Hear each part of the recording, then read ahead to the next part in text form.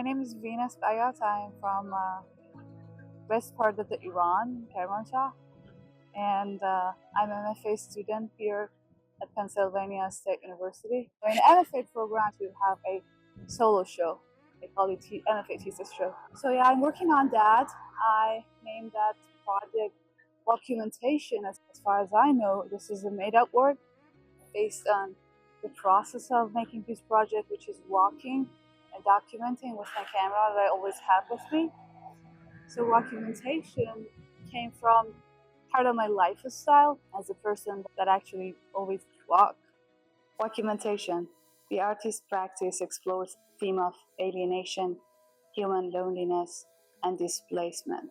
This perspective and feeling of disconnection emerged during the artist's teenage years. I've never talked about it because as I grew up, I realized this is something in the way. What I'm talking about, like that sort of feeling happened to me as when I was a teenager. I sort of have the feeling of disconnection, even with the people that are actually in my same age. I sort of have that layer, like invisible layer. I felt like this is something happened to many people, and I sort of liked it. Positioned at the edge of belonging, the artist observed the world from a slight distance, using this standpoint to reflect on contemporary life. Through documentation, an expression the artist coined to explain the process of walking and documenting simultaneously, public spaces become site of attention and inquiry.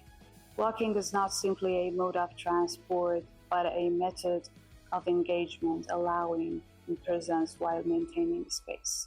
This project employs walking-based practice and flannery-style photography, and the artist operates as a detached yet attentive observer, focusing on a subtle gesture and quiet moment within everyday life. Rather than direct self-portraiture, the external world serves as a mirror of internal state, where photographed figures become extension of emotional experience as outsider in the world.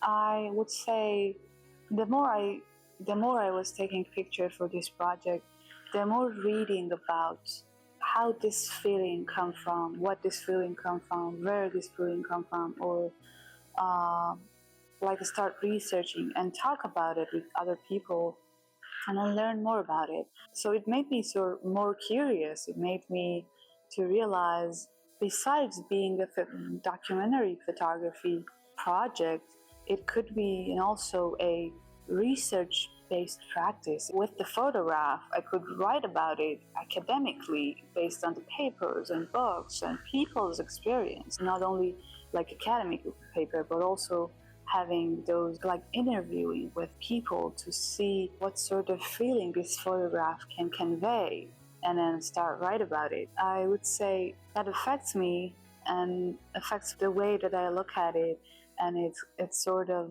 empower me to learn more and more and take more and more.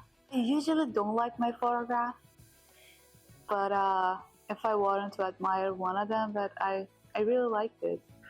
I think that would be the one I took in Lubbock, Texas, when I was a student over there. I felt like there is something going on.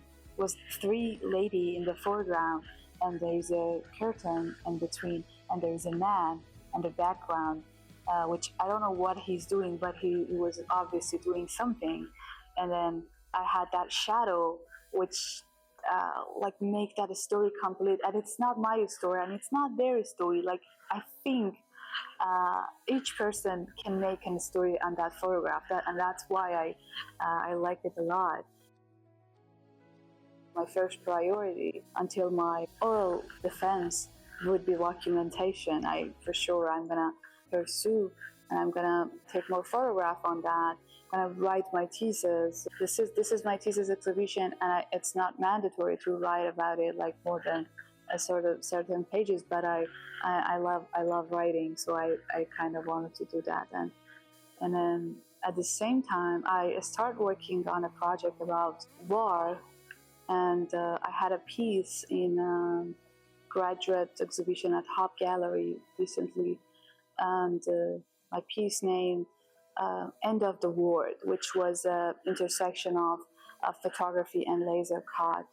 So I sort of wanted to expand that project, and it was like the only piece that I made for that, but I realized there is a potential to work on that more and having more piece on that. I will finish my master's at end of the summer, and then I obviously jumped to another program at Art Education at Pennsylvania State University at August 2026. So yeah, it would be quick, probably a couple of days to get some rest. One of my professor, Eric Roman, told me, "Oh, you're gonna go to the commencement with that dress and everything, and then go back to your studio," and that's true.